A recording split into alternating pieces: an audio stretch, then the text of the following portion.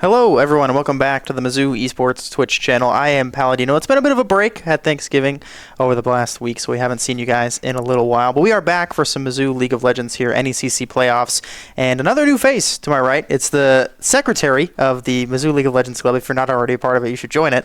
But it's Beyblade's Bailey Moore. Thank you for joining me. Yes, hello. I'm happy and excited to be here. First time behind the desk. So. You've done a little casting work for the League Club specifically, but not behind the desk. Yes. So we're excited to have you here. Mizzou versus Cornell. I think it's Cornell College is the official term. It's not Cornell University. Not the There's university. A couple. Yeah, Cornell College. But draft for game number 1 is going on right now. We'll take you there here in just a second. We have a bit of an issue, but that's okay. We'll get it popped up here in just a moment. I know if I have to guess, we'll see some fairly normal bans coming out from Cornell. Akshan, things like that will be taken off the board. For Mizzou, I'm not quite sure what the bans will look like. I know we saw a couple things being played a lot by Cornell, but yeah, looks like Akshan and Ivern for Cornell and Darius on the Mizzou side. Yeah, the Ivern ban is interesting. I mean, Akshan's banned every game because Jim has like 1,000 games on Akshan this season, and his next highest is like 40. Mizzou was playing a lot of Ivern in their last series. They played 2 games of it, and it looked pretty good. At least looked pretty good in game 1. Mizzou has a none ban, which is a little odd, but I imagine they're talking about it in game chat somewhere. But regardless, it shouldn't be too big of a deal. Darius and Thresh are the bans for Mizzou. Mizzou on blue side this time around. We don't see that a ton. Simply because we frequently like to give the man you see on all the way on the far right of your screen, Nicholas McChesney, that counter pick. But instead, blue side for today, and Jarvan is the first pick for Mizzou. Yeah, looks like there's Kietz there. Doesn't look especially excited about the Jarvan pick, but I guess it's a good one for Mizzou. Yeah, he's not a super big Jarvan player in the solo queue necessarily. He plays a lot more of those carry champs when he's playing ranked. He plays a lot of Belveth, Viego, things like that. But Jarvan provides a lot of stability and is pretty good in the meta right now. Jinx is the hover for Cornell, and it will be picked up. Jinx got buffed on that Worlds patch. Never really got played at Worlds, but definitely strong in the meta right now. Yeah, still very good, and will be taken away. It is kind of a takeaway from Blake, Mr. Ghost Toasties, but that guy plays everything, so I'm not super concerned about what we will see from him today. We're just waiting on that second pick from Cornell. Have to imagine it'll either be jungle or support. There are options for them here. And it looks like jungle with the Maokai. Definitely a popular pick as well. Also at Worlds it was played quite a lot, but yeah, interesting pick. And it'll be interesting to see what Mizzou follows up with here with their pick shortly. Yeah, Maokai is one that just buys a lot of space with the saplings and then provides good crowd control, a lot of stability as well in the jungle for Cornell, and I imagine it's fine into the Jarvan. You can cancel the EQ, I guess, and then that's really all you really need. Varus is going to be picked up here by Mizzou. Mizzou's been flexing things a lot recently, hence the Jace ban by Cornell. Mizzou was flexing Jace in 3 different roles. Varus is one that I have seen people complain about, and it has been played in solo queue in solo lanes, but almost assuredly going down to Blake here. In this one, support is the most likely pick, and there were not a Glask, as an initial pickup is pretty early here for Mizzou. Yeah, I'm not sure how good Varus is into Jinx specifically, but it's definitely a fun champion to play and fun with Renata as well, so it'll be an interesting lane. Yeah, I'm looking forward to it. Renata's one you typically see picked up a little bit later as a counter pick into dive. You can pick it this early and kind of dissuade them from the dive, but this is a lane that is certainly very strong. Jinx, Milio is one. Jinx is always going to benefit from extra range and gets that from the Milio, the cozy campfire there with his W. But again, haven't seen a ton of play of Milio in recent memory, even though he has been enabled. Tom played a little bit at Worlds, but not a ton. But now we've got our second rotation of bans coming through. Still mid laners and top laners waiting to be picked. So Orianna is taken off the board first by Cornell. Yeah, we'll see here what else gets taken off. It'll be interesting what they'll try to keep away from Arrogant, Nick, or our mid laner here. Talia is a takeaway by Mizzou. Good takeaway in the mid lane. It is very difficult for Jarvan to play into Talia. Anyone who is dash reliant has a hard time playing into the rocks, so good one to take off the board. Now they'll ban away a signature Nick champ in that Gwen. That makes me think they'll pick a tank in the top lane, but that's still a ton of options for Nick, because there's a lot of tank busting champs that he plays. But you are in a little bit of a stickier situation if you're Mizzou, just because it's not a guaranteed counterpick, because you're almost... I have to imagine they'll hold counterpick for their top laner. I mean, if they show, then... if they pick top lane on R4, then it's a little bit easier for Mizzou, because one thing about Jim is pretty much all year he's just been a very consistent player. Doesn't get too far behind, keeps himself in the game, is a part of fights when he needs to be, and so... with Azir and things like that still up, I imagine Azir will be the pick. Cho'Gath is a crazy pick into Nick. Yeah, but it was the tanky champion like you were thinking. Yeah, but like Cho'Gath is one... I don't know, there's so many tanks that do what Cho'Gath does better. Like if you want like a meatball champ, you have like a Dr. Mundo who like is better at like just tanking damage. If you want a tank with CC, like Ornn is way better. Yeah. Cho'Gath is one that... Oh, the Silas Hover. Would be interesting. There's two really great ults to take. Right, yeah. And Milio would be pretty good too. Yeah, Maokai Cho'Gath is good. Milio is fine as well. I mean, it's kind of similar to like a Soraka, where you just like get some healing, but...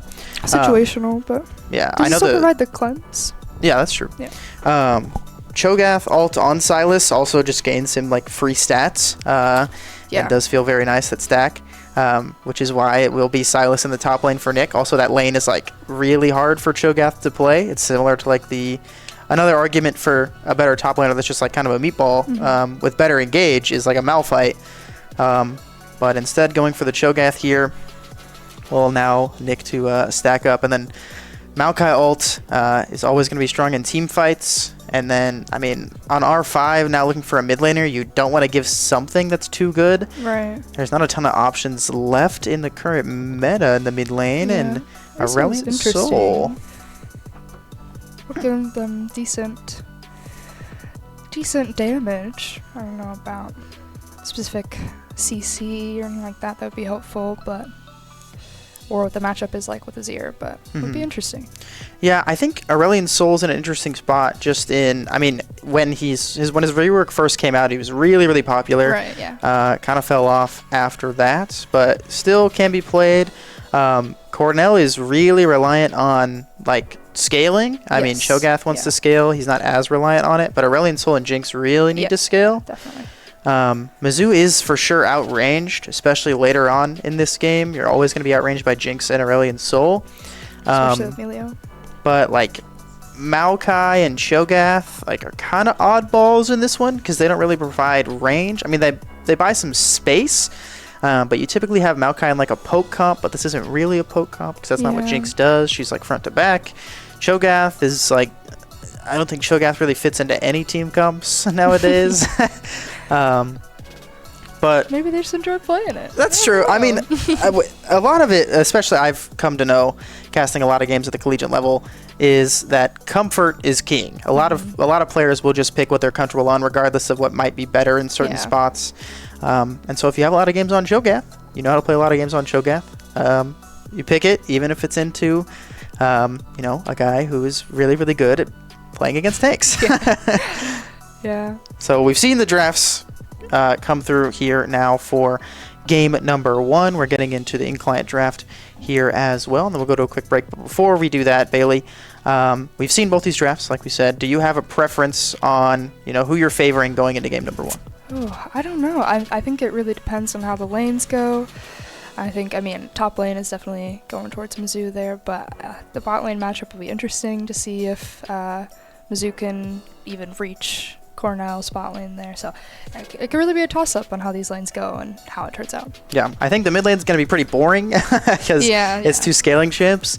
But the bot lane is definitely one that I think will have the most targeted interest, especially when Mizzou drafts a Jarvan. I think Jarvan's going to always want to be involved early, but we'll have to wait and see. We've got a bit of a timer to wait out before we head into game number 1. So while we wait out that timer, we will go to a quick break. We'll be back. Don't go anywhere.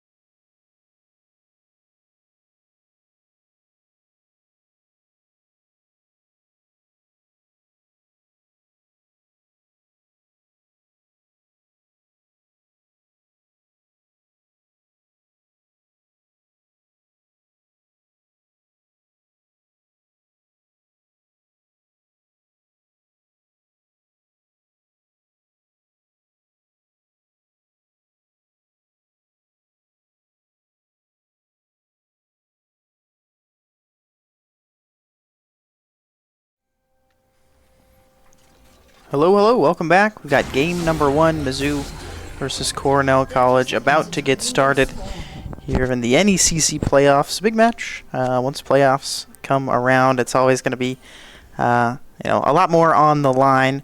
So we'll have to wait and see how things will play out for Mizzou here in this best of 3. But so far, nothing too exciting with both teams, just traditional 5-point start. I think the important thing to keep track of here in this one will be how things look in the jungle matchup. But a little poke there between the mid laners, but nothing significant. Yeah, not really. The Aurelian Soul is at least channeling a recall, but full take it. I mean, he did get 12 stacks on his tier. That's kind of OP. But so far, I don't think we'll see a ton of action. We will see Kite's solo start here in the top lane on this blue buff. Move quickly down into the bot lane. You have to imagine that the jungler for Cornell will do the same. This Maokai is starting with a leash up here in the top lane, but still, both of these junglers are going to be prioritizing the bot lane heavily. While all across the map, everyone will pretty much just be farming. Yeah, looks like it. Nothing too interesting yet, but more to come, that's for sure. Yeah, most definitely. I mean, usually because our early games are usually pretty slow here, we'll take some time to look and see if we see anything interesting in terms of like runes or summoner spells.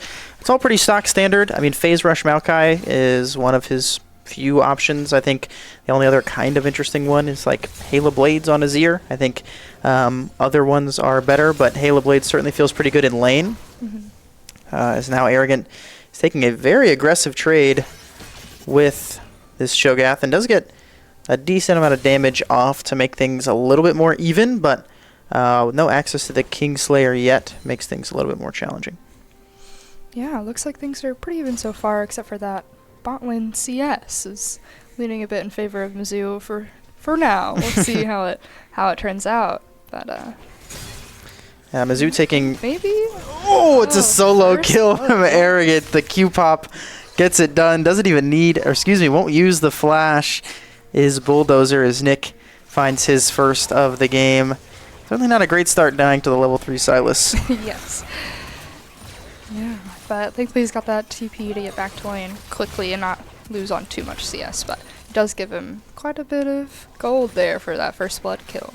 Yeah, Nick is going to stay here as well, grab another wave. He's going to be very, very rich on this first recall. He's already flashed out looking for another solo kill. Will he die to the turret shot? He does not. Nick does not. Grabs another one. That's 2-0 at 3 minutes. Nick recently in all of these games has just been having like absolutely steamroll performances and is doing more of the same here. Got Jarvan near bot side, but Maokai is too, both looking for that crab near the dragon pit, but doesn't look like anything will come of it.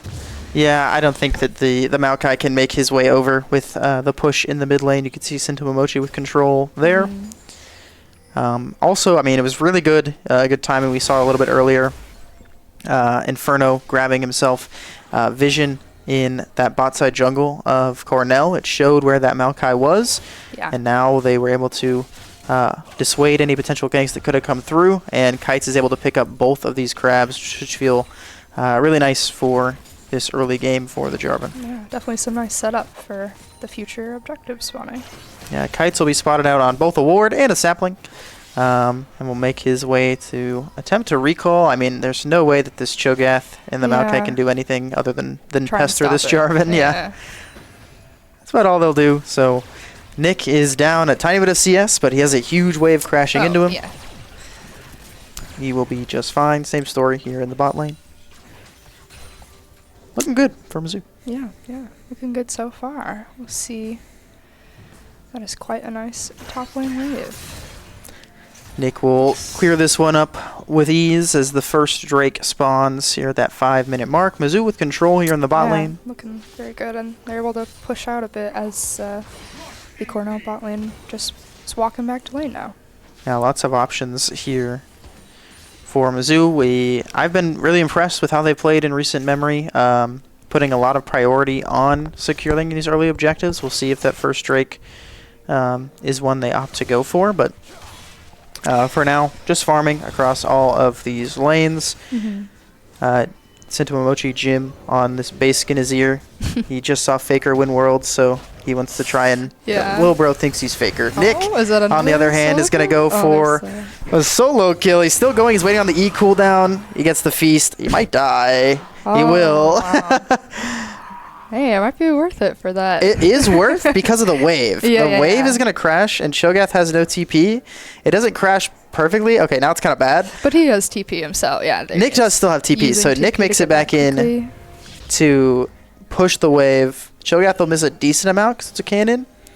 But solo kill is a solo kill, especially getting a feast stack off of it. Sentomomochi going to look for a flick. Both flash. Yeah, that's worth. You get the trade off. It's a lot worth when you're the team with the Jarvan. Yes. This Aurelion Soul is a lot easier to gank now. Very helpful. And he's able to get some uncontested farm. Kites with a quick invade, grabs the big wolf. Arrogant just TP'd and is taken quite low.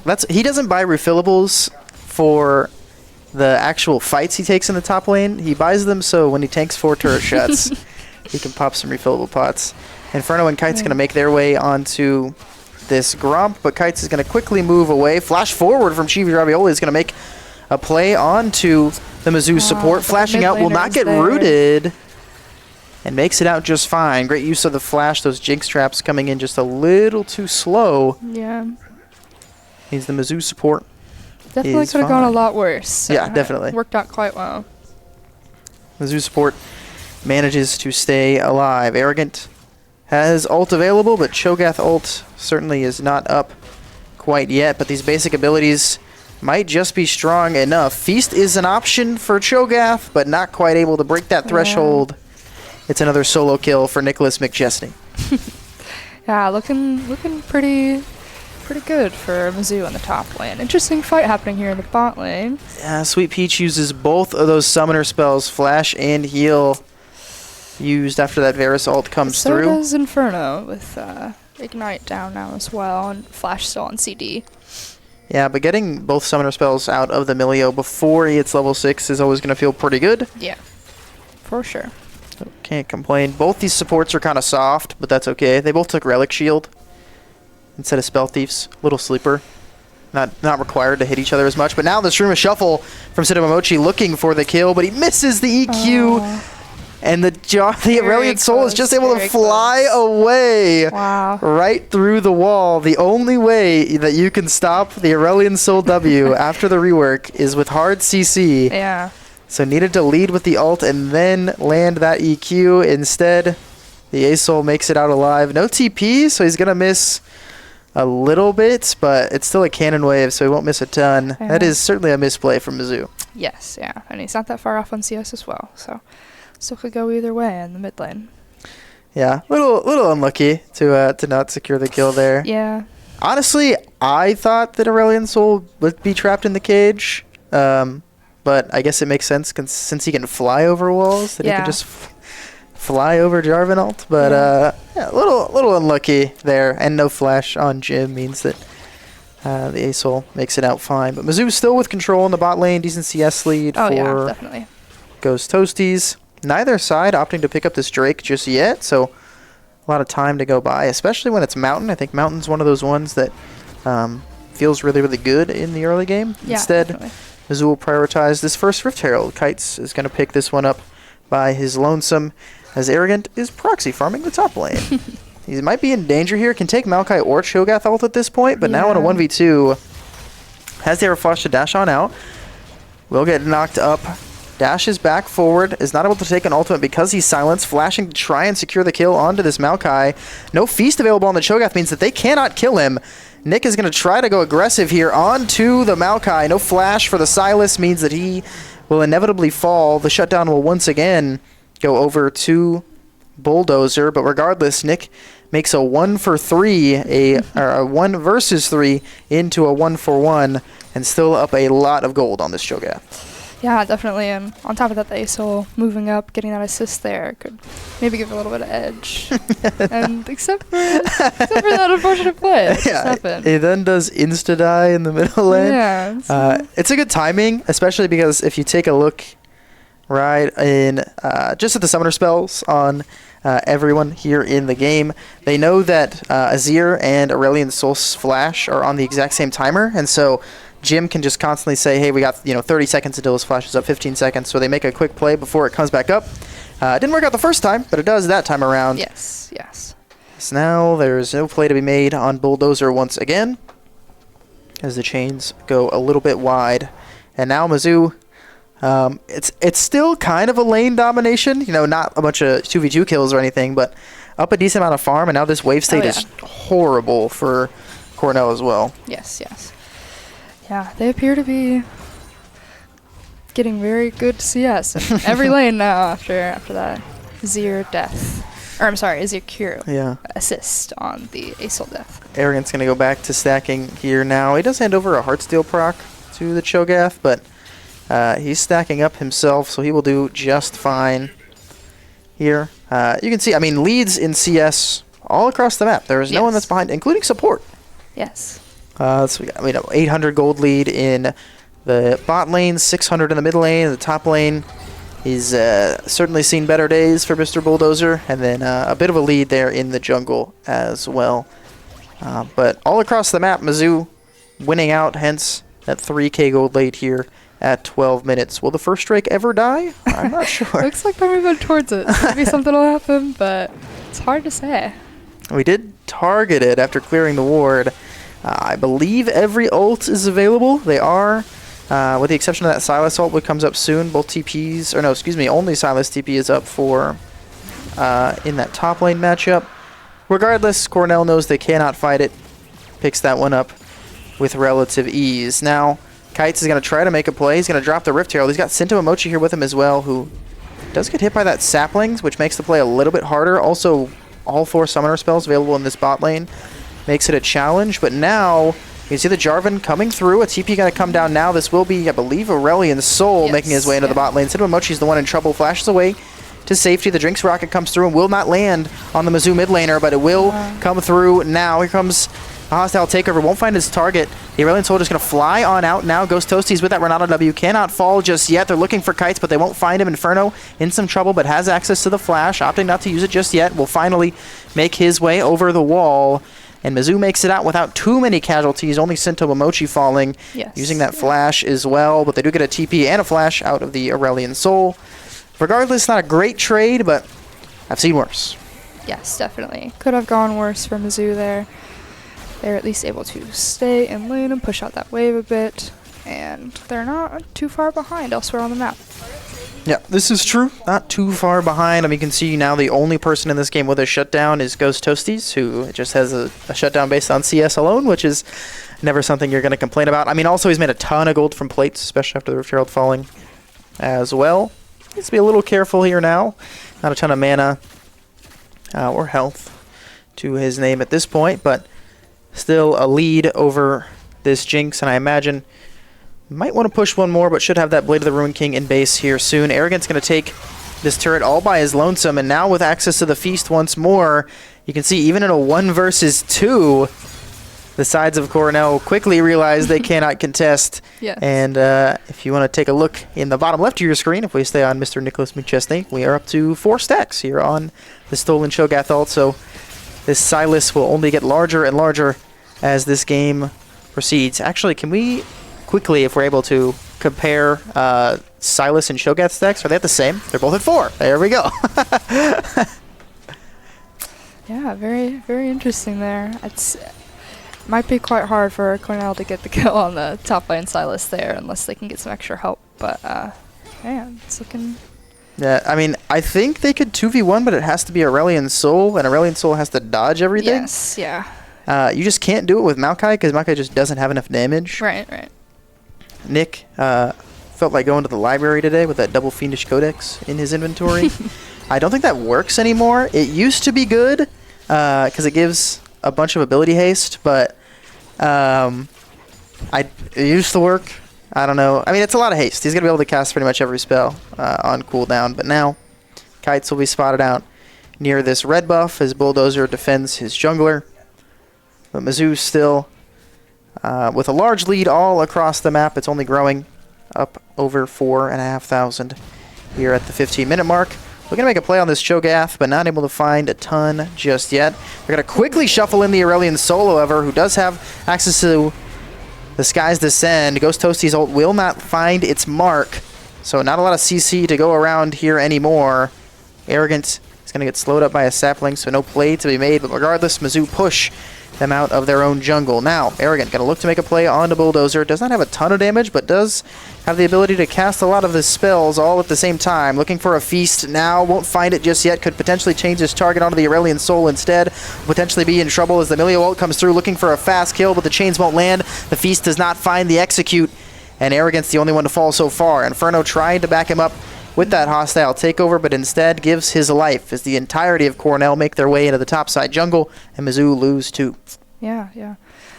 Starting to see, I mean, Jinx is 2-0 now and getting some other kills elsewhere. The Aurelion Soul, okay, they finally make it work. We know that the ult doesn't work, but they will finally grab the kill onto the Ace Soul. They know he's no flash, so at least they trade a little bit back. Regardless, still not ideal. I mean, Nick seems to find himself in these precarious situations quite a bit, where he's in 1 versus 3, 1 versus 4 settings, but usually comes out with 1, or at least makes things interesting. Unfortunately, not able to that time around, but still Mizzou with the lead. And now with this second Rift Herald, will very easily be able to claim this mid-tier 1 as well. Yeah, it'll be... Looks like they're attempting to push all lanes now. It'll be interesting to see how Cornell responds, especially with that Dragon Spawn coming up soon. Yeah, I mean, I would have to imagine Cornell knows they have to give this one up as well. Yeah. We do know now, even though the icon's bugged, that it is a Hextech Drake as our second dragon of the game, meaning no Mountain or Hextech Soul. 2 of the better ones. There's still options for things like Infernal, as well as Ocean. But we'll have to wait and see until after this Drake is taken. If you're Mizzou, you're crossing your fingers for no Chemtech Soul. Yes. Cloud's fine. Cloud's really good on Silas. Pretty good on Jarvan as well. I mean, movement speed feels good. You're not going to complain about movement speed. Of course, yeah. Arrogant is just going to steal away the enemy jungler's Grugs, secure himself some gold, uses a feast stack on it as well. Yeah. As Mizzou can pretty much take control of the entire map now. It's up to, what, almost 5k gold lead now, so they must be feeling pretty good. Cornell has certainly seen better days. The hostile taker is going to come through. Inferno 92 just perfectly hostile take over his own team. Now Kite's on a solo mission looking to find the kill. Will not find it just yet as the Aurelion Soul flashes back into the box, but they're not finding the lethal damage. Finally, Sintomomochi is the one who's going to claim it. The Milio uses both those summoner spells and walks out with his life. So Mizzou only picking up 1 and investing quite a bit, but a pick is a pick, especially when it leads into that bot tier 1 as well. Yes, definitely. Definitely a good push for them. That is 1 large Silas. It's 6 stacks for Cho'Gath. I think we're up to 5 on the Silas, and Nick is going to TP onto this top wave as well. Cho'Gath backing off. Unfortunate. That. I mean, the Silas knows he really can't contest this Cho'Gath at any, especially now with Cosmic Drive finished. You know, Nick did buy the Dark Seal a lot later than I would have expected. But, you know, there's no time like the present. He's going to start stacking that one up now, especially with this lead he has picked up for himself. I mean, Mizzou can effectively do whatever they'd like. However, could potentially be in a dangerous situation as Arrogant, but now with the Maokai ult, going to turn his focus onto the opposing Maokai, but the flash will be used. They won't root up anyone else here so far. Sintomomochi is picked up in the crossfire. They're going to turn their focus onto the Cho'Gath. Sintomomochi with a nice stream of shuffle onto 2. They know this Milio has no flash, but need to find the kill first. It'll be picked up by Jim. They're looking for more here now. The Jinx Rocket will not find anything. Cho'Gath is the next one on the docket, but no lethal damage to come just yet. Ghost Toasty snipes him with the Q. And now Cornell know they have no remaining damage. And Mizzou pick up 2 in that full-on brawl in the topside jungle. Will knock on this mid-tier 2. Demolish will certainly help them claim it as Mizzou continues to make space on the map. Yeah, that fight was looking a bit scary for Nick there for a minute, but thankfully his team was nearby, and as well as that Azir TP, they were definitely able to turn that in their favor very quickly. Yeah, I mean, also thankfully for Nick, if you want to just take it all the way back to draft, they picked Shogath, and so because he has 5 or 6 stacks now, he's been donated like a lot of bonus HP, a couple hundred at least, which makes him a lot tougher to kill. He might not have the resistances. He also might be in trouble. The knockup will not land. He's low on mana, but he makes it out just fine. 1 dash is all he needs, and he'll take a quick recall for himself.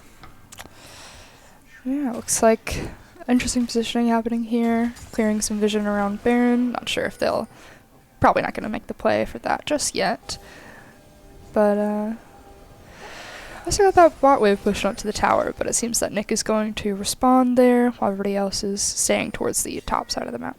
Yeah, I mean, I don't imagine Mizzou will play for a Baron, but they certainly have the comp to do it. You can have Nick side lane. I think if you're Mizzou, you can position 4 members near the top side of the map. You can probably have a Azir solo lane, and then have your bot lane there down mid. And if nobody stops Nick, then he's going to continue pushing, and you can just kind of bait the Baron. Or if they send 2 or 3 down to Nick, you can start the Baron and still be confident that you're going to win the fight with the numbers advantage. Yeah.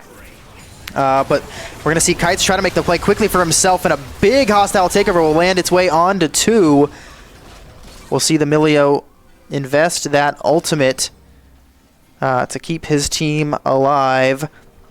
Nothing will be found just yet, with 2 ultimates used by Mizzou and 2 used by Cornell as well. No Milio ult and no no Maokai ult as well. Doing a Baron in front of an Aurelion Soul is slightly challenging.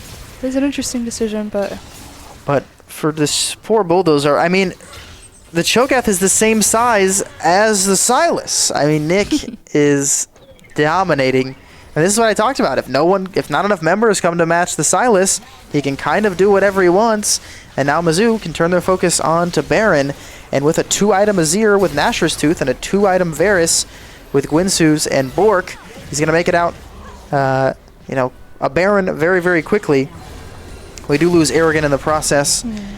Rest in peace to his advances in the bot lane. But once again, 2 ultimates used by Cornell. This 3rd Drake has spawned. Mizzou can set their sights on that if they'd like with this fast recall. And they have Nick's TP as well in 24 if they want to use it. Yeah, definitely. And does Nick still pick up that Baron buff if he's dead as they kill it? No, he will not have that one, unfortunately. But the rest of them do still have it. And Kites is going to go for the steal. Cannot quite pick it up. We'll see if he wants to flash on out. Yeah. He will. So Mizzou, unfortunately, the dragon stacking efforts will be slowed at least for the next 5 minutes.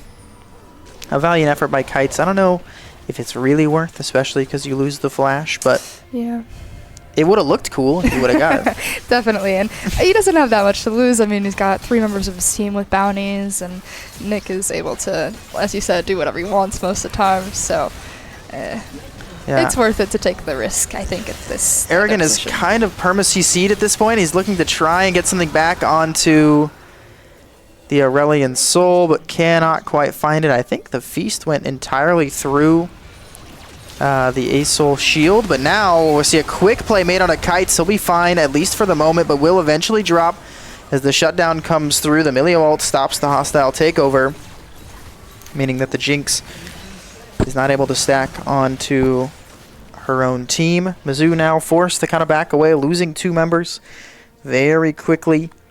You can see Nick now, though, on 4 items here and well over Flame Horizoning his lane opponent.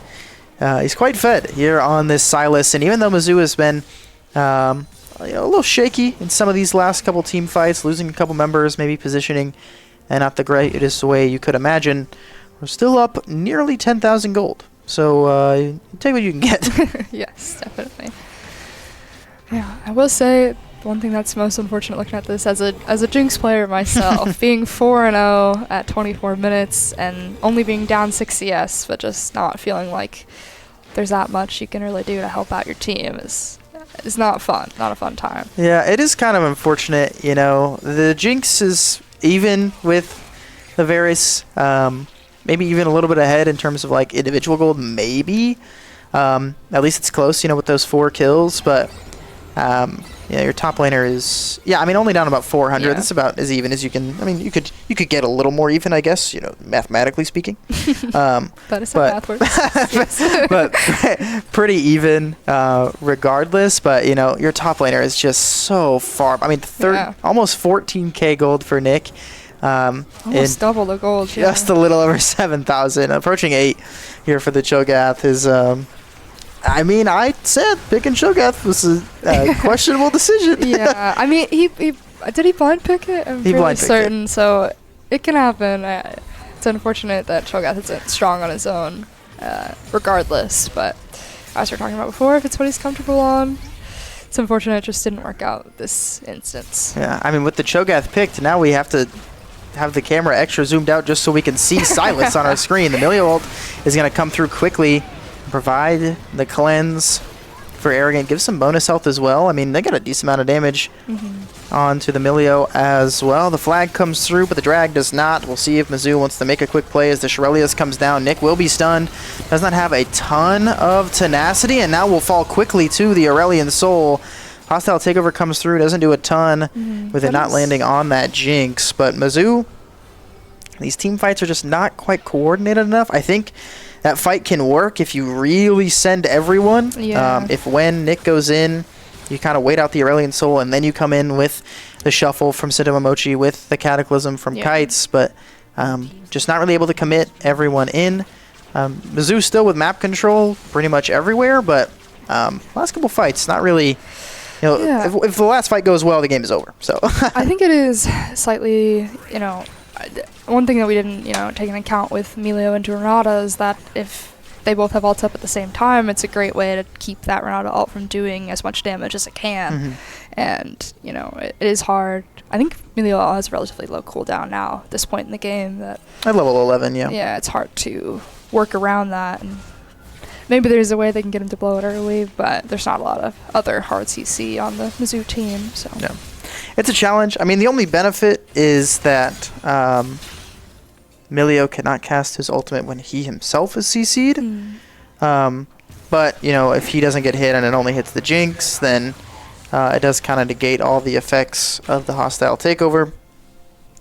But, I mean, just looking at items here now, 3 items for Varus, approaching 3 for the Jinx, 2 items on both of these mid laners as well as our junglers. And the top lane has been at Chasm for a while. Mizzou now going to play for their 3rd Drake of the game. Unfortunately not able to pick up that last one, going for that Baron instead. Did get a lot of value, so you're never going to complain about that. But definitely, Mizzou will pick up this Drake. I don't think Nick got a stack off of that. And the Kite smited. That was kind of grief. He wanted to feast it. Yeah. Need clear comms or something. This is embarrassing. I'm going to be sick. It's fine. We'll have plenty of more time to stack up on this Silas. Well, actually, probably not. I don't know how much longer this game will be going. Yeah. I think, I'm really not sure what the win con is here for Cornell College. It's hard to say. They are able to get some waves pushed out, but...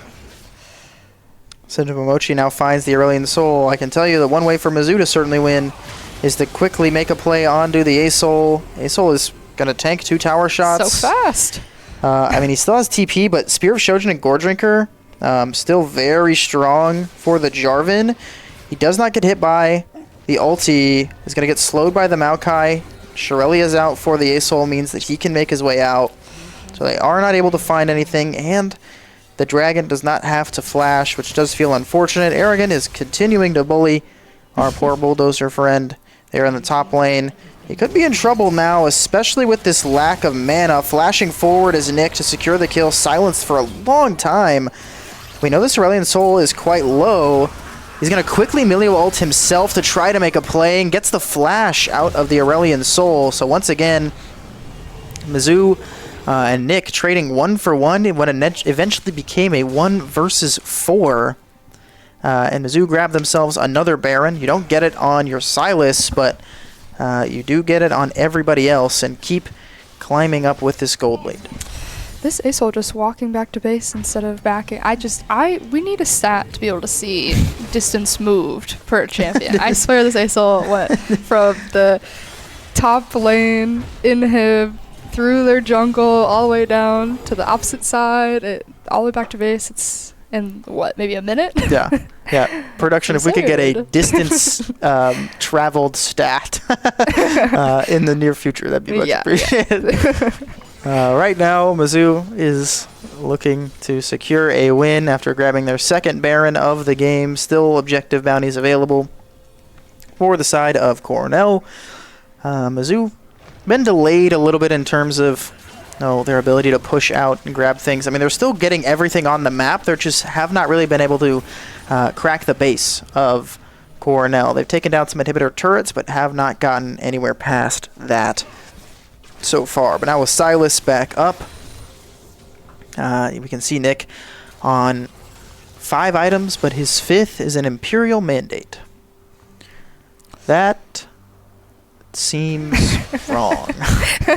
I mean, that bonus damage from the, what, gets a slow or a stun?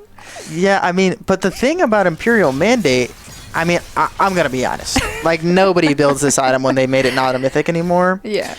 Every so often on Ash, but... Yeah, but I don't know the exact, like, stats it gives, but because it's a support item, I'm, like, 99% sure it's about giving bonuses to allies, like giving adaptive damage to your allies. And Nick has been fighting 1v5, like, perma, including right now, where he's now in a 1 versus 2 against the Cho'Gath and the Aurelian Soul, and will be quickly taken care of as Bulldozer grabs the kill. I mean, this Dragon is doing a ton of damage now, and now with the Silas threat gone, things could be trouble for Kites. He's going to stay alive for the moment. The Renata W comes through as well. Now they're going to turn their focus onto the Maokai. They're not going to find one, but finally, Sentomochi will pick him up. Things got a little dicey there for a moment, but Mizzou is able to secure that kill. They will have a Silas TP in 35 seconds. Kites is going to make his way out. Dodges out on the rocket. I kind of dodged in real life. I dodged hoping that Kites would do the same. If he makes his way out, Ghost Toasties needs to not get hit by this Cho'Gath and will not.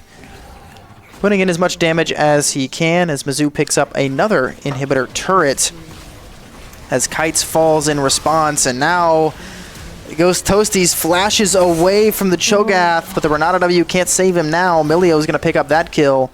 Sentomochi looks to defend his support as Phalewin is going to drop the Aurelian Soul ult, will land the slow at the very least, forces the flash out of Inferno. Now Sentomochi is the one he wants next, has flash as well as his dash on over the wall, which he will use, but this Rylai's slow is really painful onto him now. Flashing forward, it's Sentomochi looking for the Aurelian Soul. He has Renata W as well. He'll stay alive. The bird is going to get him with the stopwatch. Will he live? He's fine. Sentomochi has never looked better. 86 health in a dream as he makes it out alive, picking up the Aurelian Soul. However, this Drake is almost assuredly to fall in favor of Cornell. It's only a Cloud, and it's only Cloud Soul, so it's not the worst thing in the world, but Mizzou will give up another neutral objective. Arrogant has made his way into the base, and now is looking to just pick up the inhibs for himself. He's got his Conqueror fully stacked as well. Dashes back in to try and make him play onto this Cho'Gath. He'll dash on over the wall. I mean, it makes the chains look so clunky when Silas is this big. Yeah. Yeah. Definitely didn't think that through with the animations there. This is the prestige version of that one Silas skin. I can't remember the name of it, but is it Project or no? I think it is. Yeah, he's gold. It's Project. But regardless, Nick has played Silas quite well here in this one. You wouldn't know. His KD doesn't look great anymore. 7 and 9, because he's been caught out of position quite a few times. But that CS difference. That's true. He's quite large. He is still Flame Horizoning the enemy Cho'Gath, which is what counts here in this one. Lots of items completed across the rift here now. This gold lead is shrunk down a little bit, only up to 8K for Mizzou.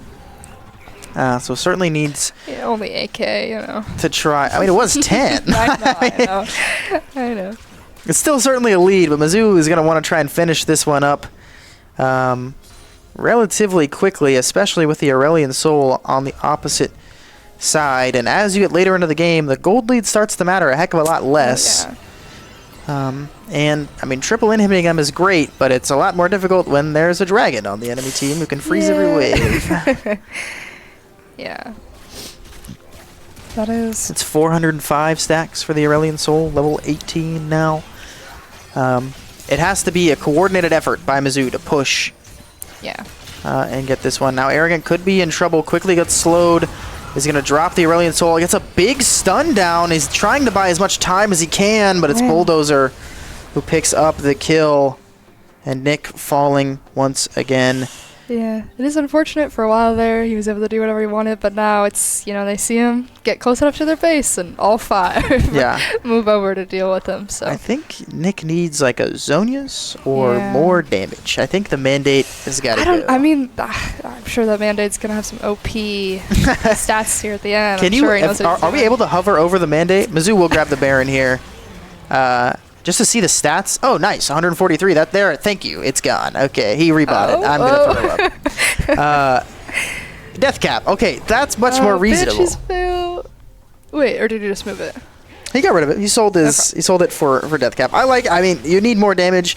You either need more damage or you need more survivability. You're perma getting caught out, so you need stopwatch to let your team come through, or you need death cap to try and make it,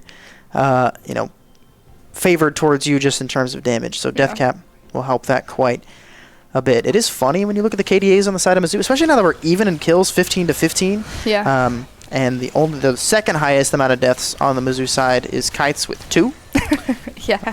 Nick does have 10 deaths this game, which is a little unfortunate, but over 2/3 of the kills have been from he's from Nick there. Certainly had an interesting one. The Aurelion Soul is the primary issue here for Mizzou. Baron was picked up. Baron, double supers. Maokai ult finally going to come through. Mizzou just wants to push in all together. Aurelion Soul ult is going to come down. We'll land a knock-up onto just one. Kites has gone in very deep and already fallen into the Jinx. Hostile takeover is going to come through, but not land on anyone. The Shurima Shuffle lands onto the Maokai. Jim has the stopwatch as well. He'll stay alive. They're going to turn their focus onto the Cho'Gath. They find the kill. Arrogant still with the Cho'Gath ultimate available, but Ghost Toasties is going to go down with the Renata W, but the auto keeps him alive. He's still kicking for the time being. A triple kill is not enough, however, as it's the Jinx and the A-Soul who remain alive. They get all summoner spells out of literally everyone. No flashes available for the entire side of Cornell. Both Nexus turrets fall. Nick has TP. There is a ward in the base that I think has been spotted. I mean, Nick can base TP. He TP'd to the bot wave instead, just to clear off the ward. Might potentially play for this Cloud Soul instead, as now Mizzou has certainly made much more of a dent here into the base, but this should not be a 40-minute game. Arrogant is going to try to make a quick play onto the Aurelion Soul. That's okay, I think you can just end. With the Aurelion Soul dead, that Jinx damage, the Jinx gotta hurt. Okay, Jinx is now 5 items. 7-0 with GA. That's true. And she's got the extra range. I guess Melio's not alive right now, but the benefit is Jinx has no sums. Yes, if they're able to get close enough, I think they can definitely kill Jinx. Especially if they grab another pick, because Cheese Ravioli is going to fall. Now Mizzou, in theory... the only problem is the Jinx push. Can walk it in, but they have to get on top of the Jinx. If they can't get on top of the Jinx, Flash Out Tile Takeover will not find... It will find Jinx. She's going to do a ton of damage. There's at least a little bit. Shurima Shuffle goes the wrong direction! Inferno is now in trouble. They had the rocket goes down onto Arrogant. He's very low, has the feast, looking for one. Ghost Toasties picks up Sweet Peach on the opposite side, needs to get the feast damage off, will survive with the Renata W. And thank the Lord, the Jinx has found her way into the GA and doesn't even get time to respond. It looked like it was not even going to be close, and then it randomly was close gameplay-wise, but not in terms of gold. And then Jim gave me a heart attack and shuffled everyone back towards the fountain. That's not where they were supposed to go, but regardless. Maybe he wanted to give him a break. He was like, it was like a warning sign. He was like, don't come this way, go back that way. Regardless, thankfully, in a game that should never have gone 40 minutes, Mizzou grabs the win here in the NECC playoffs over Cornell College. That's all for game number 1 in this best of 3. We'll be back with game 2 very, very soon. Don't go anywhere.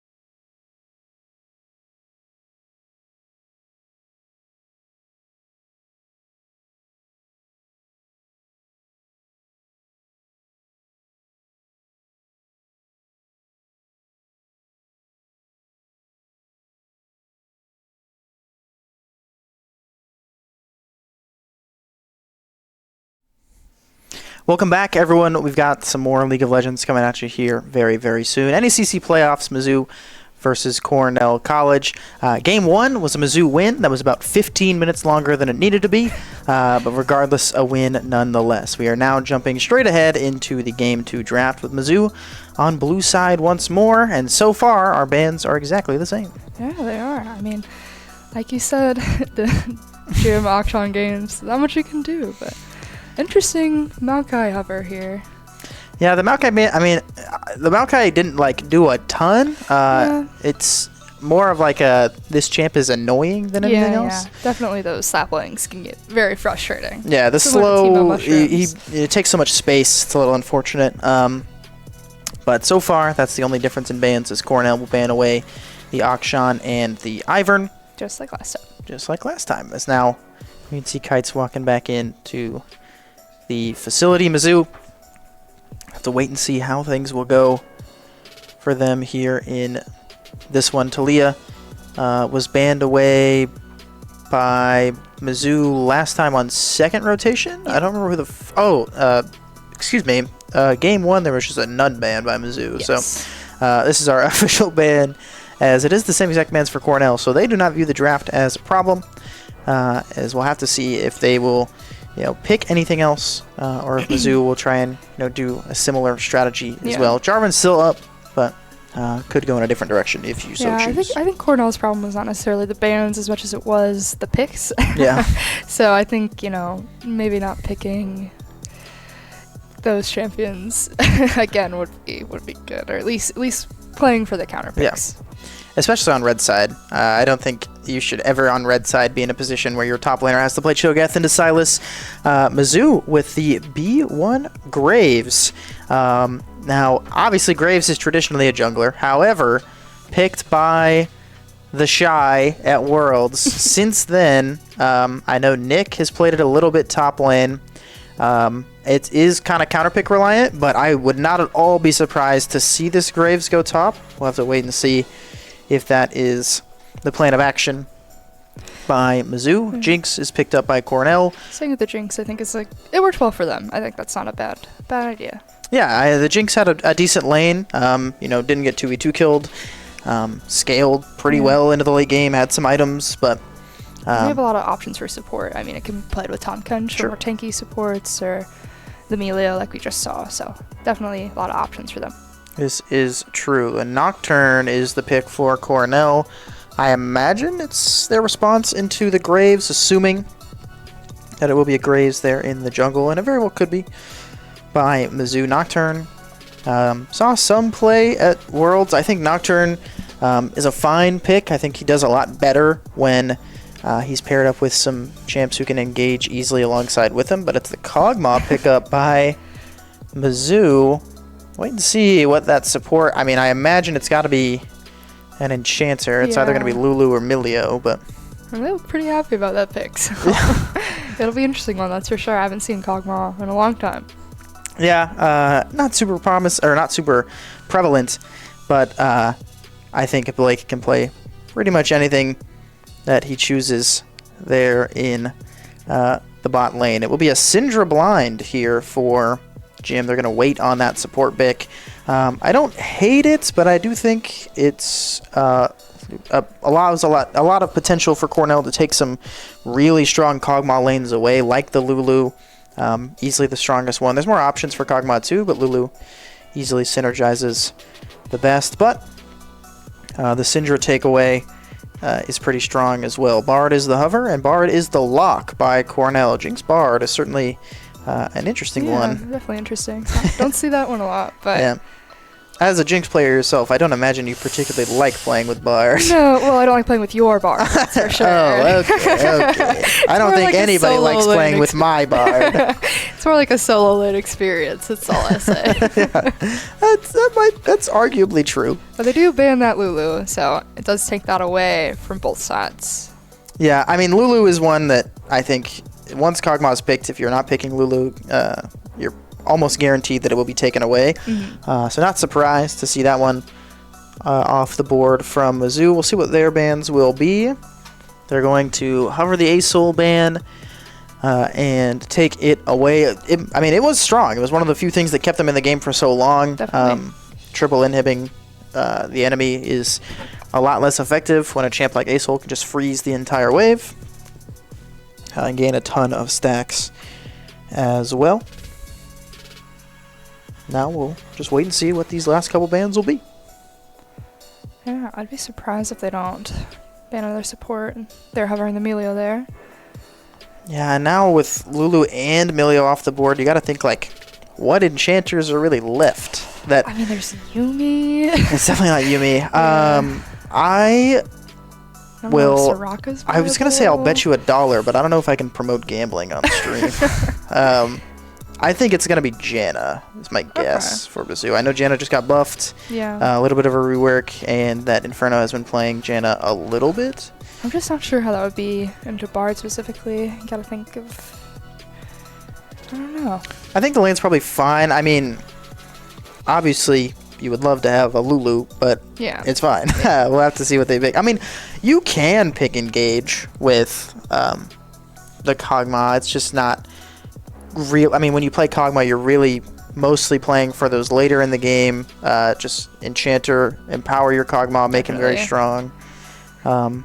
But so far, that will not be the play, or at least we'll have to wait and see if that is the direction Mizzou will go in. Orianna is the pickup, so we're looking at some Worlds type stuff there in the mid lane. Once again, fairly not super exciting. Can be a little bit more exciting with the Syndra, who has some playmaking at a level 3 or even Yeah. level 2, but still a lot of scaling up there for them. If they lock in the Zac, that pretty much guarantees Graves top blind for Nick. I don't know if I love Graves top blind, Yeah. but because they did not show top, you have to imagine that if he wants to play the Graves, he's going to play the Graves. And I would bet my house that Nick is not playing Zac. Yeah. I also bet Alex's house. Get owned. What happened to no gambling? Get This ready to be is- sleeping on the street, pal. Zac is locked in for Mizzou. There's Bard hovers. Interesting. It's not a horrible pick. I mean, it's Yeah. good into Jinx. It's fine into Bard. And Braum really likes a lot of attack speed. He's also got double AD carry with the Kog'Maw and the Graves. I mean, Right. Graves is a little more non-traditional in that AD carry sense, but is auto attack based, so can proc that Braum passive pretty easily. Yeah, and their team is just holy CC. I mean, you got the That's Zac true. and the Graves blind, Syndra stun. I mean, it'll be an interesting one, that's for sure. Mizzou with a lot of CC. This top lane matchup should certainly be a lot more exciting, and I would imagine a lot more even with Graves into Set as opposed to that Silas into Cho'Gath that we saw last time around. But I'm fairly confident that I've seen Nick pilot Graves on many times before. I know he was talking to me the other day about playing it in scrims and getting like 28 kills. Nick is a good top lane player. He's a good league player. Yeah. So I'm fairly certain that he'll have a good performance here in this one. But we'll have to wait and see how the draft shakes out. I can tell you just by looking past everything and to the in-game draft, it will be Graves top and Zac in the jungle. You're welcome, Alex. You can sleep in your own bed tonight. I did not give away our house. But it'll be fairly stock standard here in this one. But looking at these drafts, we've seen how they've shaped up here. Now the draft is going through in the client. Bailey, who are you favoring going into game number 2, which could be a series win for the Tigers? Yeah, I think a lot of these matchups I'm not certain on. I haven't seen a lot of them played before, especially the bot lane and top lane, really haven't seen. So, like I said, Mizzou's got a lot of good CC, so if they can hit it, I mean, it's not much that Cornell can do. So, it's really up to them to hit those skill shots. Yeah, that's true, but I think what makes it a lot easier is Mizzou is playing a comp with a lot of CC, especially a lot of long-range CC. With Syndra, once Syndra lands stun, it's a lot easier for Zac to go on with the E, and then Braum can follow up. But not only that, Cornell picked 5 immobile champs. I mean, Jinx is incredibly immobile, so is Orianna, especially without flash on both of them. I mean, you can pretty much guarantee... Jinx ran Ghost last game for Cornell. I think if you're running cleanse. If you're running Ghost without cleanse in this one, Yeah, it's a lot more that'd be tough. But you know, it's a lot more easier. That's not how I would say that. It's a lot easier for Mizzou to get onto the carries of Cornell than it might have been in game number 1. Definitely. But it's a little bit more difficult for the Graves to get as far ahead as he did when Nick was piloting on the Silas. The mid lane matchup is fairly boring. And then the bot lane matchup is interesting. I think if the Bard leaves and then the Jinx gets hit by a single Braum ability, it's really, really tough to play. Yeah. But we'll have to see how much this Bard prioritizes, you know, the reason I play Bard, which is to leave you alone. It's whether they prioritize those charms or keeping their carry alive. We'll see. Yeah, you know, when I lock Bard, I'm going Chime Hut. Maybe we could get a notebook just in case, take some notes on how some other players play Bard. Yeah, you know, could be helpful. I mean, when I spend about a minute 30 in the bot lane total when I play Bard, and that's the way he was meant to be played. Regardless, We'll see. regardless, we got a bit of a timer left for game number 2 between Mizzou and Cornell in the NECC playoffs. If Mizzou wins, that is all, and they'll continue on here. We'll have to wait and see. We'll be back very, very soon.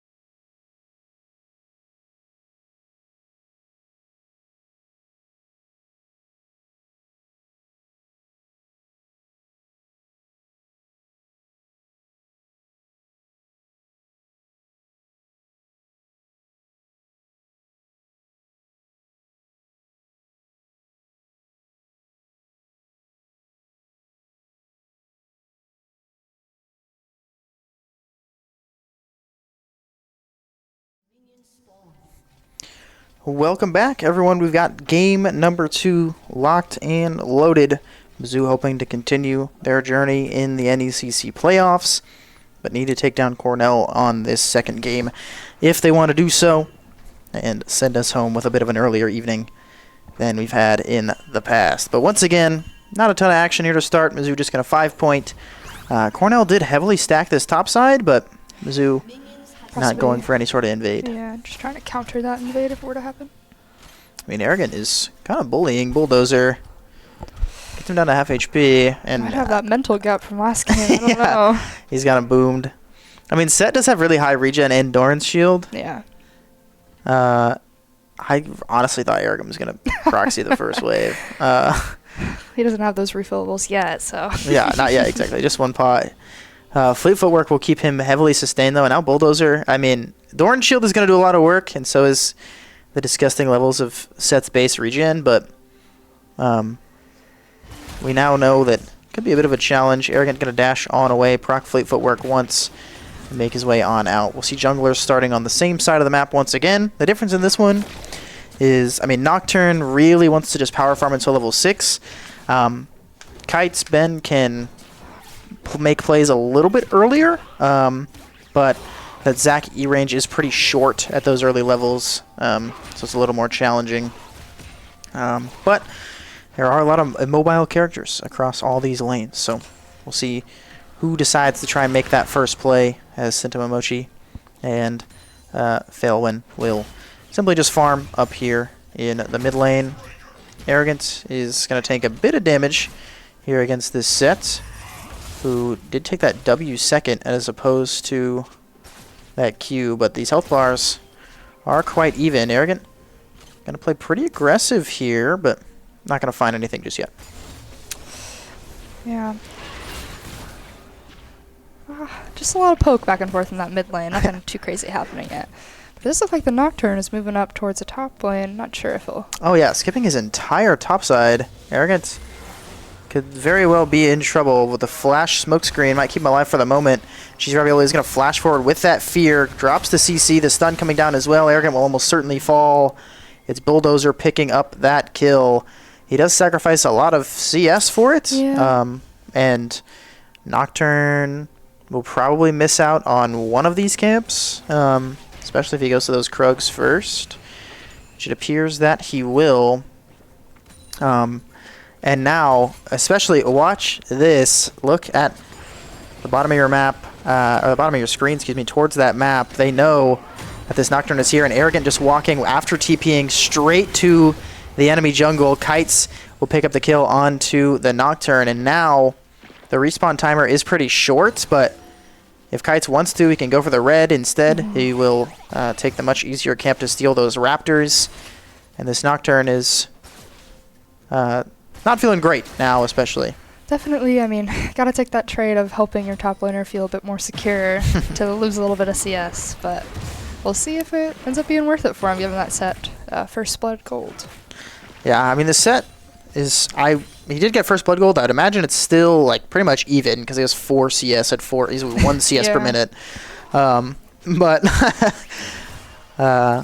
there's plenty of time left in this one. We'll see how things kind of shape up. But this first initial action coming through here in the top lane, kind of to be expected. But in the bot lane, it's a bit of a lead for Ghost Toasties. In the mid lane, a small lead for the Cornell mid laner, but pretty much even.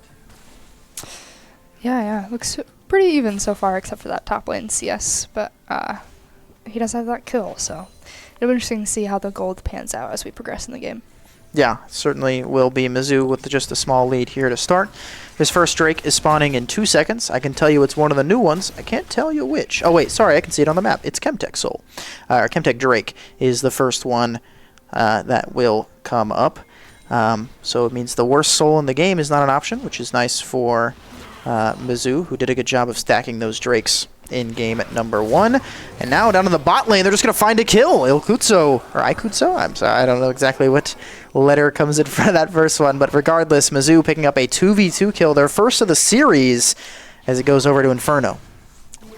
Yeah, definitely a more interesting bot lane like we suspected, with some interesting engage supports there to turn things in favor. Yeah, most definitely. I mean, the Jinx dying without using any summoner spells is certainly an interesting decision. I don't thought he was going to fall, but does go down there, giving an even bigger lead on over to Ghost Toasties. We saw some fighting in the top lane, but it won't amount to much. Oh, just kidding. Arrogant has found himself a solo kill. Quick one there for Nick. Uses that collateral damage as well to secure the kill. Cheese Ravioli just going to continue to farm. Getting that crab for some vision on the dragon. This doesn't look either of them are walking towards taking it just yet, though. Yeah, not incredibly. They're going to go for the play on to Failwin, especially with both mid laners hitting level 6, but getting the flash out of, again, an immobile Orianna does feel pretty nice for Mizzou. Yeah, definitely. It'll be interesting to see if any fights come up. Bard is hovering in the mid lane there, but choosing to walk away. So it doesn't look like they'll be able to turn that in Cornell's favor. Yeah, it will be interesting there. Pinging the dragon, it seems, but the jungler is still pathing that way. It'll be a moment before the strike gets started. Mizzou does not have vision of it, so it's a little difficult to know. But beginning to make that play. We can see now in the mid lane, Sweet Peach is going to try to find something on his Dobomochi. Will land a stun, but not a whole lot else. Is Orianna not within reach to make a play there on to Jim. You can see Kites will make his way back into the mid lane, or more accurately, into the enemy topside jungle. We will see the first Drake of the game picked up by Cornell, as it will be both new Drakes, 1 and 2. I still call them new. They came out like a year and a half ago. Newest. Newer to... I mean, older ones came out, what?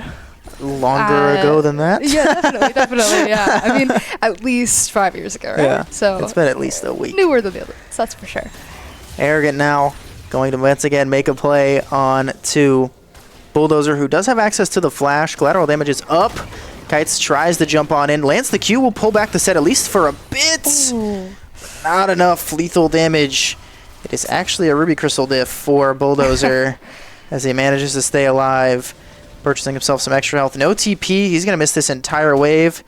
And Arrogant is getting rich. He's going to farm those plates. Now Inferno going to go aggressive once again onto this Jinx. Now instead, they'll turn the focus onto the Bard, dropping the Ignite. That's going to be a quick one. Another 2v2. Bard turning to Exhaust, as instead of flashing, means that it's another quick kill for the Mizzou bot lane. People disrespect Braum. They don't think he has the lethal damage he does. Yeah. I mean, you get hit with one of those Qs that's slow. You feel it. You feel that slow, and it can be hard to get away. And as we just saw for the Bard there in the bot lane. Yeah, I mean, he is going to tank a ton of damage, and I mean, he just does so much work with that CC. Arguably the most broken passive of the game. Arrogant now going to play aggressively here onto this set.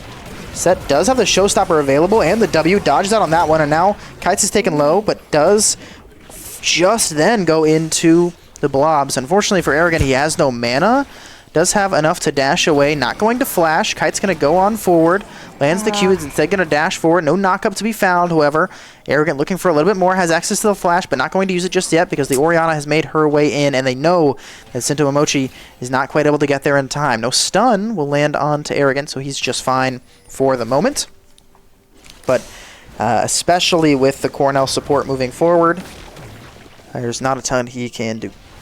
Now, can I ask, is the blobs the technical name for the ZAC? What else would they be called? Gloop is usually what I prefer. Gloop? Yeah. That's definitely not it.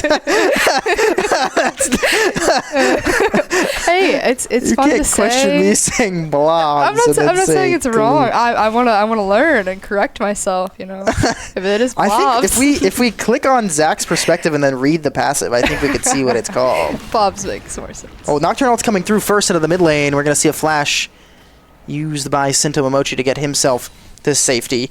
Orianna flash used as well. It is called...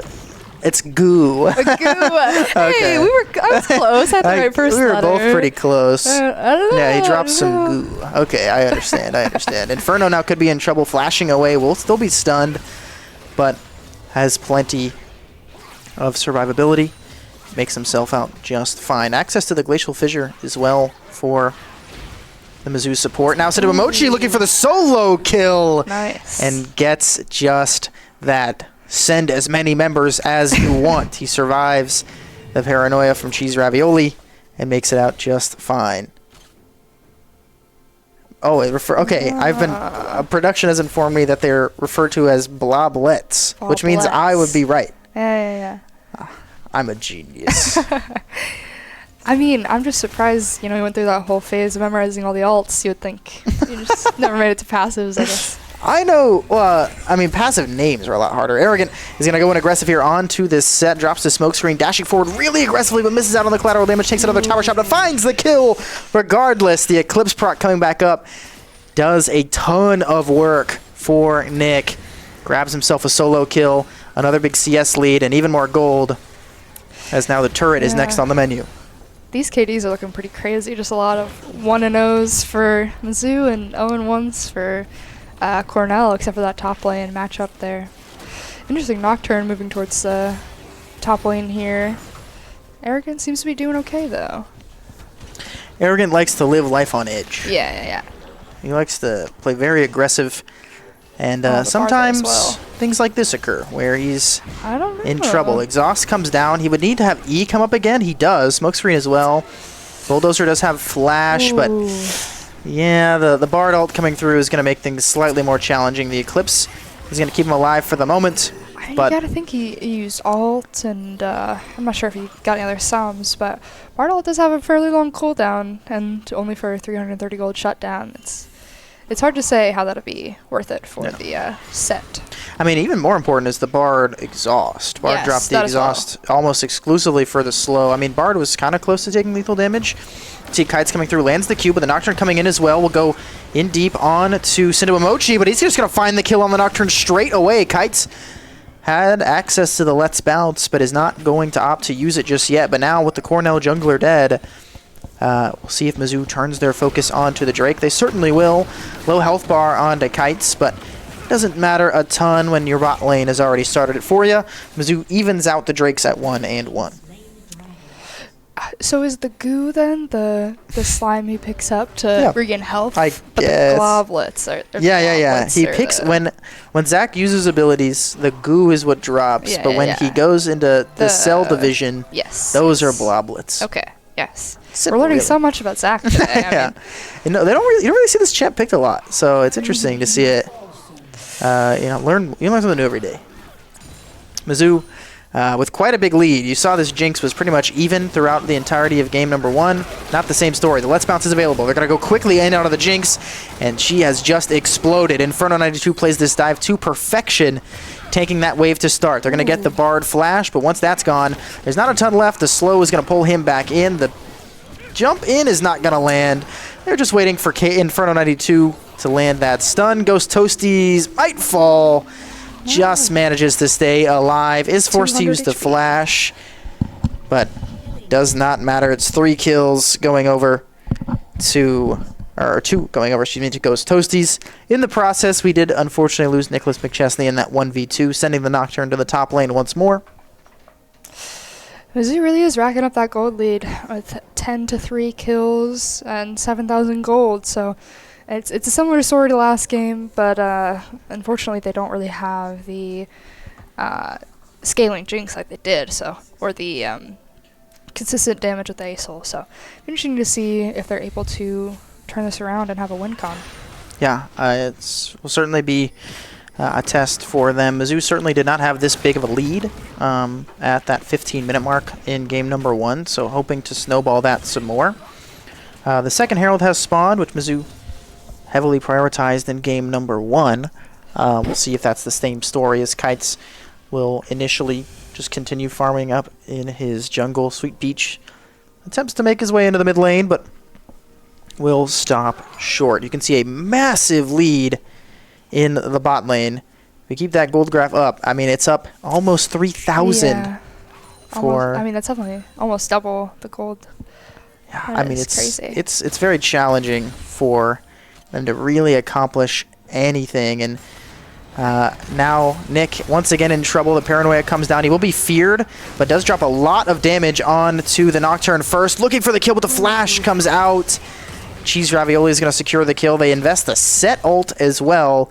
Nick will inevitably fall, but he gets so much. Every time he's dying, he is getting a ton of value out of it. And he is still up a boatload of gold, but a bit of a challenge there to survive that one, especially when that flash comes through. But in game number 1, the bot lanes were pretty much even. This one, not at all the same story. You can see 163 to 83 CS is the difference. This turret is about to go down in favor of Ghost Toasties and Inferno, and they're making the Jinx miss even more CS as well. Nick is going to teleport on the flank, going for the second Herald, as he's going to dash on in. Kites has made his way into the Let's Bounce, comes through. Bulldozer immediately falls. The Bard ult has already missed. Cheesy Ravioli will pick up the Herald and does manage to secure the eye as well. So unfortunately for Mizzou, they're not quite able to deny the objective. But regardless, Mizzou gets 2 kills. Yes. And 2 turrets down there on the bot lane as well. Ghost Toasties is going to overstay for a moment. His Braum has left him, and now Ghost Toasties is going to fall. He does do a decent amount of damage. I don't think... but he can't go through the Bard portal. Yeah, he can't go through the Braum portal. Inferno is going to attempt to stay alive here. Drops the shield, has the jump on back to a creep as well, so he'll remain alive. We did get the turret out of it, so it's worth. That is the first death outside of top lane, though, for Mizzou, so who knows? This is true. So far here in this one, Mizzou with a big lead, up about 6,000 gold. No, I'm way off. It's almost 9,000 gold at this point.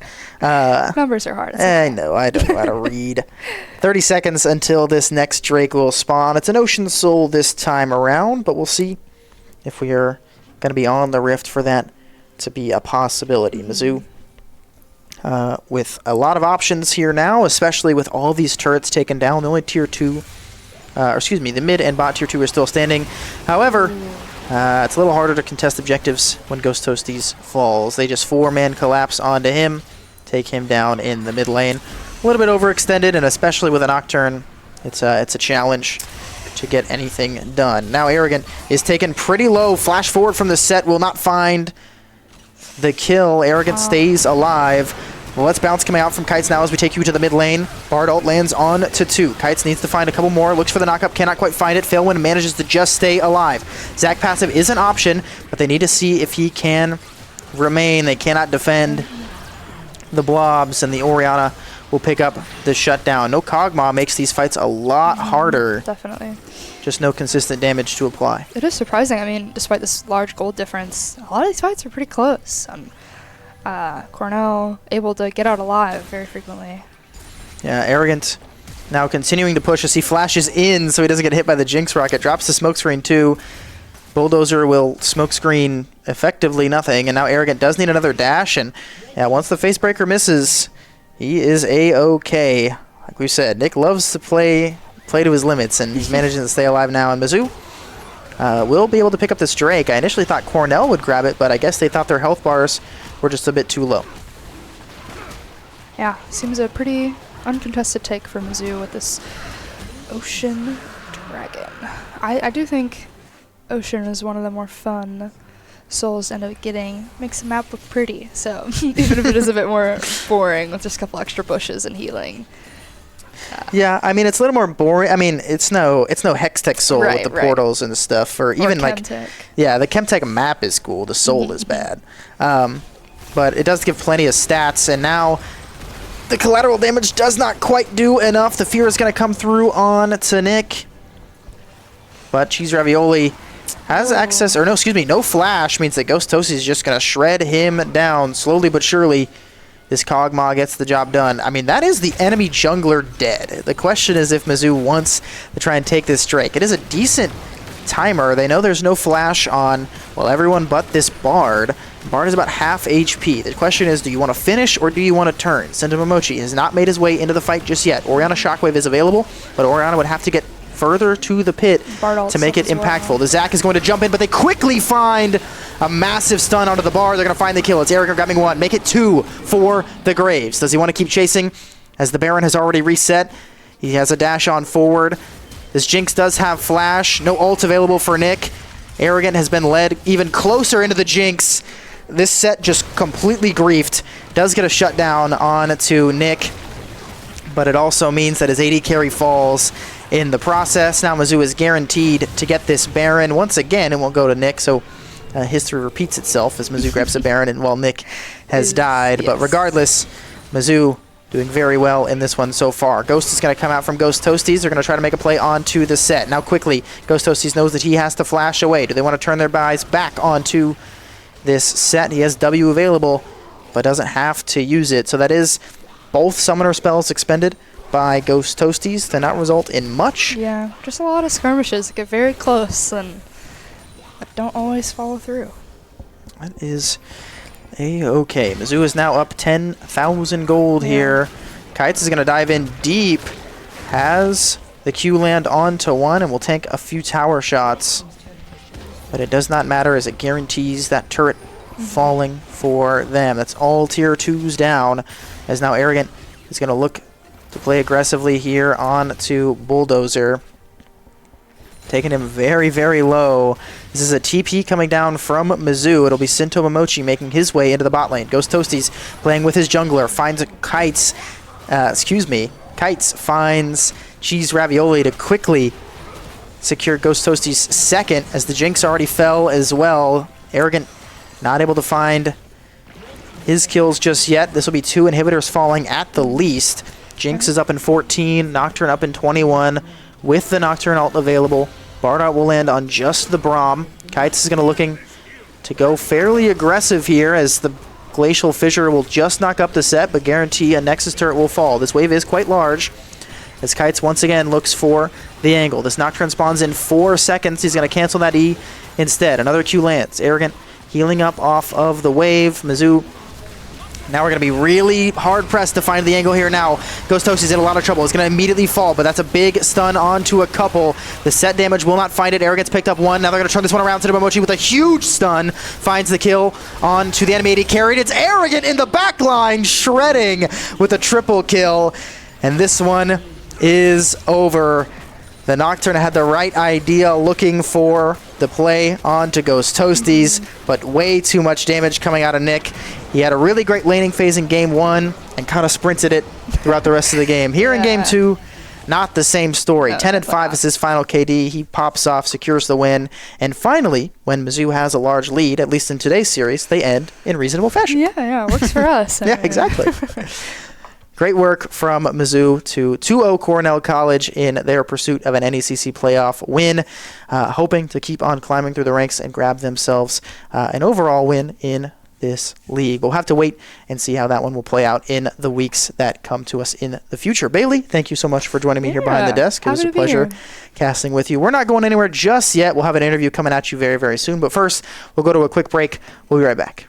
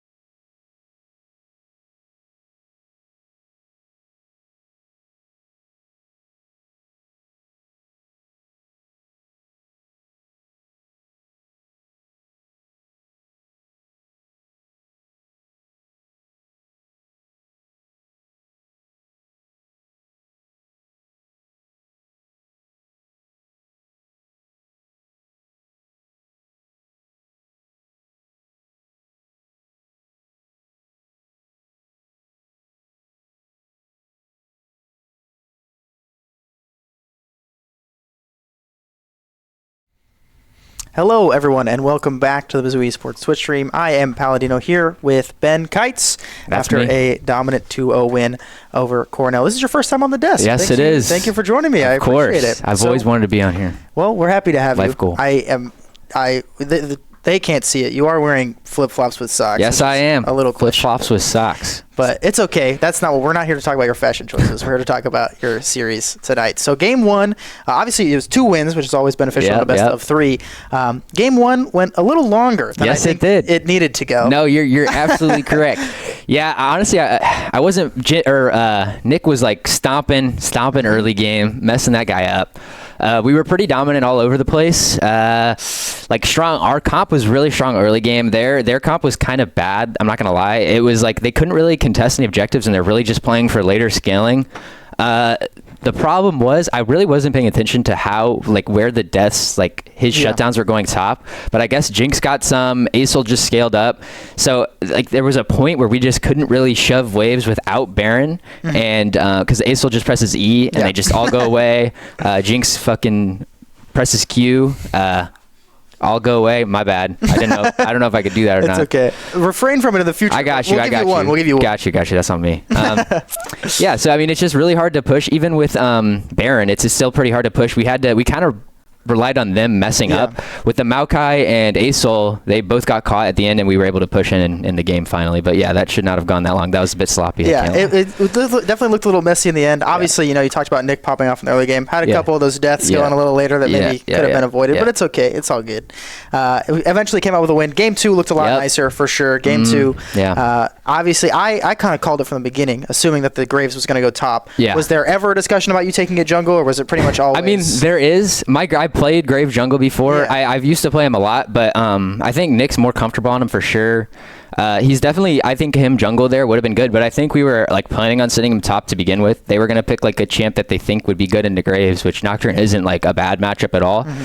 But we just send Graves top. It's just like a stomp champ that Nick can like just destroy the guy on. And then I like the way it went down is like we picked Varus. I think we were going to pick like, or not Varus, that was, we picked Kog'Maw. Yeah. So we kind of needed some engage, so I just picked Zac, and yeah, I mean, it was pretty easy draft, like pretty standard. They just destroyed bot, like Bard was roaming all the time. Jinx was down like infinite CS. Infinite CS, and Kog'Maw was like 10 CS per minute, and then we played the mid, like there was like a few ints mid, like Kog'Maw just ran and died mid for fun, and then so did I. And then after that, we just like locked in and just finished the game. It was pretty easy after that. Yeah, it certainly looked pretty good. Yeah. You guys, this is NECC playoffs, but you guys have been pretty dominant throughout so far. Yep. I don't know exactly who your next opponent is, or if that's even decided quite yet. But maybe not. I don't know. A lot of NECC, like there's a lot of NECC teams that like don't even show up for like the game. So I don't even know. Like. I imagine the teams are going to be like relatively the same. Like both teams that we played were like same, or so far in the playoffs were relatively same, like rank wise. Sure, but expecting good things in the future, considering how things have gone. Next one will be easy double, just like the last two. Exactly. That's what I'm anticipating. So I mean, we kind of covered everything with the game, with the series tonight. Is there anything else you'd want to say? We have the camera on you that we mentioned before. Anything? Any wise words of wisdom? Let me think here. Always put one foot in front of the other and never give up. Keep going. That's what my stepdad told me one time. That's all I had to say. That's it. He makes a good point. Yeah. That is how you just keep going. Exactly. Never stop. Never back down. Never what? Amen, brother. That is all from us here at the Mizzou Esports Twitch stream. I have been Palladino. Congrats on the win, Kites. Yes, big win in the NECC playoffs. We've got a lot more streams today. A huge match tomorrow, Valorant playoffs versus Fisher Navy. You're definitely not going to miss that one. It starts at 8 p.m. tomorrow. We'll see y'all then. Have a good night.